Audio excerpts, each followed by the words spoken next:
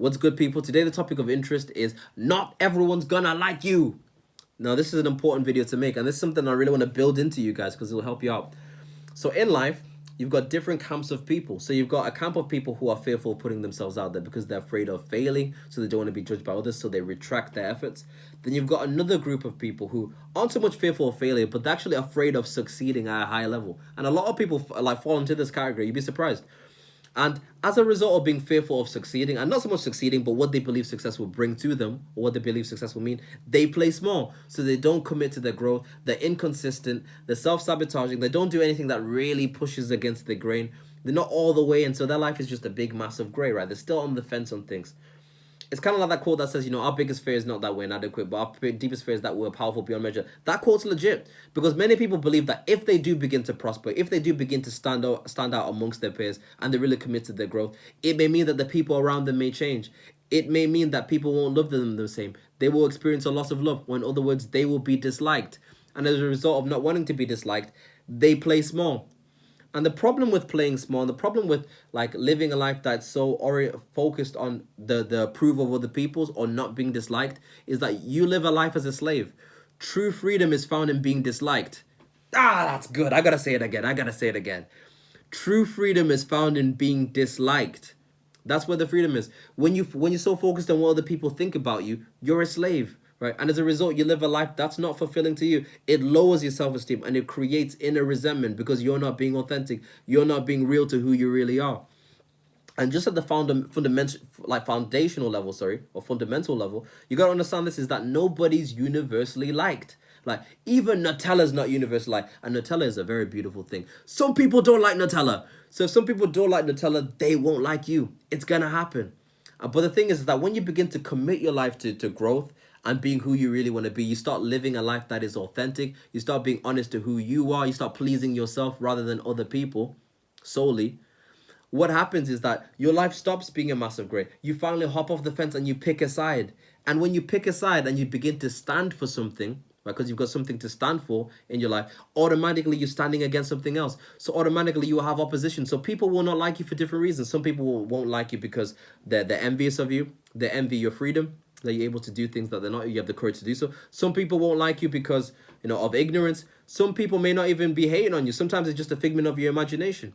Yeah. Sometimes it could be that you're just being a terrible person. So bear that in mind. Don't fall into that category of being a terrible person. Don't be a crappy person for no reason.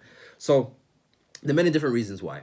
But the most important thing is that we become people who are polarizing. Somebody who is polarizing, somebody who is memorable, somebody who makes people feel something. You feel something from somebody when they're authentic and they're real. You have emotions. You remember them because authentic is very rare.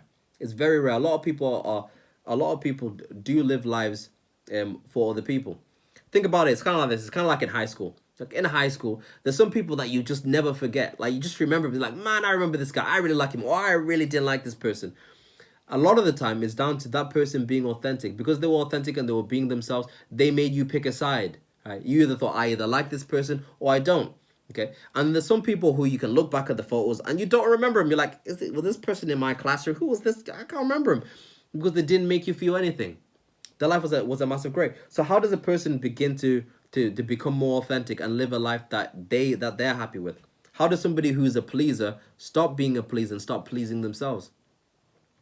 The way that person begins to do that is they have to develop this trait that we call disagreeableness. Disagreeableness is very, very important. So, of course, on the opposite of disagreeableness, you got agreeableness. Now, agreeableness is very important to develop, so don't ignore this. Agreeableness is a thing that maintains your relationships. So that's what's going to keep your relationships long-term.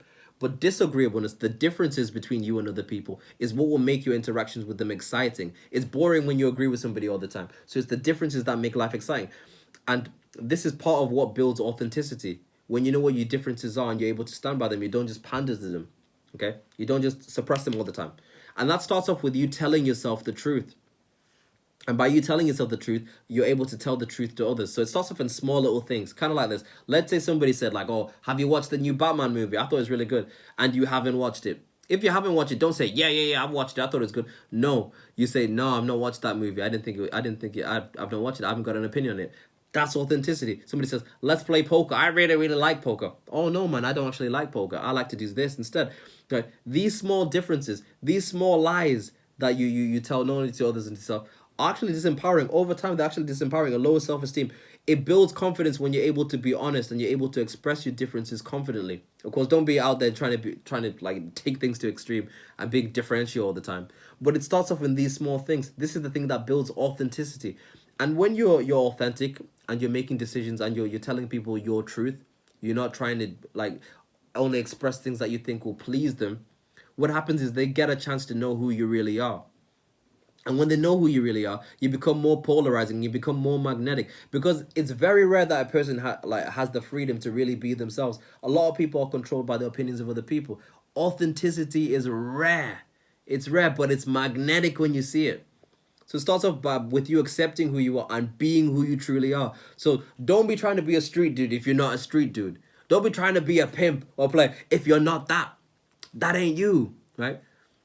Be who you really are. That's the most important thing. So start off by being yourself, telling yourself the truth, and then telling others the truth also. So that's the video of the day, guys. I hope you've got something out of it. You guys take care, and I'll be back again tomorrow for the next one. Peace.